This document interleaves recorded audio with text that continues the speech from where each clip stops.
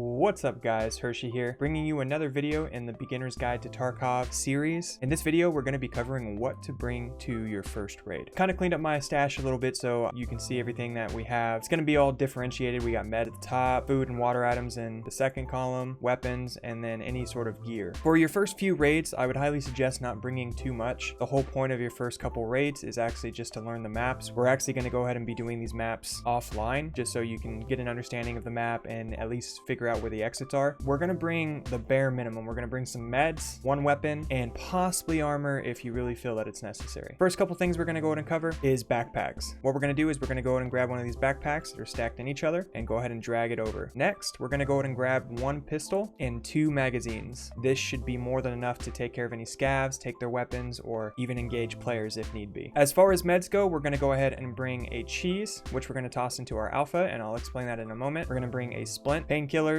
and then we're going to go ahead and bring Esmarch. Lastly, what we're going to go ahead and do is pull one stack of this PST GZH ammo, this 9x19, and put that into our alpha. So the reason I'm setting up this way is anything that's in your pockets can actually get reloaded. So in the case of your gun right here, if you need to reload your gun with these magazines being in your pocket, you should be able to do that without having to pull it from your backpack. Be aware, since we don't have a rig, if you do need to reload, you're going to drop your mag because we don't have space in our pockets to put the other magazine in. As far as the meds go, this AI2, this cheese as they call it, is going to be what restores your health points. Splint's going to help if you break a limb, so such as your arm or your leg. If it gets broken, you can use this to splint it and remobilize it. Painkillers is going to help with pain effects, so if you happen to black a leg, you can't run, and the whole purpose of painkillers is to help you be able to run and also remove the screen effect that happens. Esmarch is for heavy bleeds, and a bandage is for light bleeds. Lastly, we're going to have a stack of 50 spare rounds of 9x19 PST in our alpha patch just in case we need to reload our magazines. So the reason we're setting it up this way is these are the highest value items we have starting out. So we hop over to the trader screen. We can see that a cheese is about 4,200 rubles, painkillers are about 5,700 rubles, and a splint is about 2,700 rubles. So we're putting our highest value items in here, so if we die, we still keep these. We don't have to worry about repurchasing this. In the case of the Esmarch and the bandage though, it's only 1,300 rubles and about 2,000 rubles. So if you did happen to die, it's a lot easier to replace these than it is to replace these. Same thing for the stack of ammo to start out. It's about 3,500 rubles to replace one full stack of ammo. But the reason we don't put our magazines into our secure container is in the middle of a fight and you need to reload. It's a lot easier to just press R to reload than it is to try to pull this out of your alpha patch and load it. So such as having to open up your inventory in the middle of a match, right click on it and say install. So it's a lot quicker just to press R and reload it on the fly. This should be generally what you're going to go ahead and start with. If you absolutely want to, you can go ahead and bring a USEC hat and a half mask just to make your signature not so big. And what I mean by that is